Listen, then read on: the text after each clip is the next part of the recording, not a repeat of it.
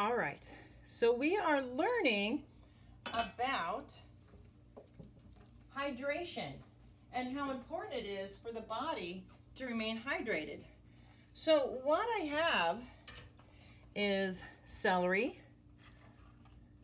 I don't know if that's upside down or not, but dye and some cups. And you can do this in as many cups as you want. So what we're gonna do, and I would definitely like your parents to do this part. So you're gonna take your celery, make sure it has some leaves on it, and you're just gonna cut off the end.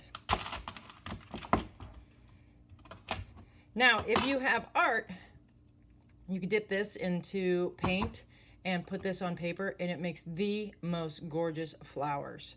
So anyway, but that's an art thing. So let's get back to health.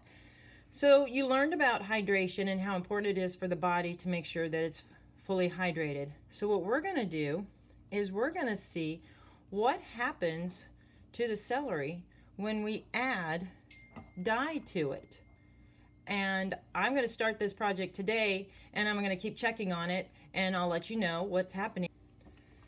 All right, so I've got water in my cups, and I'm gonna take my dye, and I'm gonna drop a couple drops into each cup. The struggle is real. There we go. Just gonna squeeze it in there. I wonder if the celery will get more green. Blue, that's definitely a Liberty color. Yellow, anxious to see what happens there. And red. And then this empty glass, I'm going to keep empty because that's going to tell me what happens to the celery when it gets dehydrated and it doesn't get enough water. So here we go. I'm going to start putting my celery stalks inside.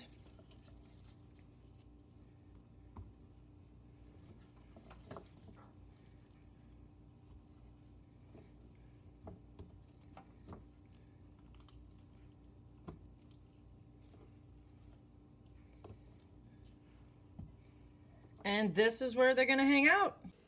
Okay, so I want to show you what's happening to the celery after just one day. So the one with no water, see how his leaves are starting to turn a little yellow? It's because it's lacking any water, so it's starting to die. The blue is just gorgeous. So it started sucking up all the blue water, and it's actually turning the leaves blue. Can you see that?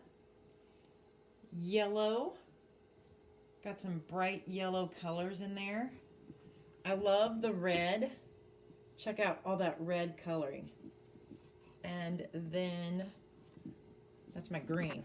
So if you look here at the top, look at my green. See how it sucked up all the water to the top of it? Because it was needing water, it just kept coming up, and it didn't have a lot of leaves, so it just came right through the tubes.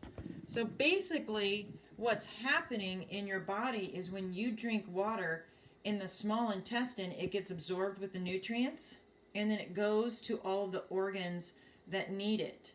So the nutrients get dropped off for energy, and the water helps the organs do their job.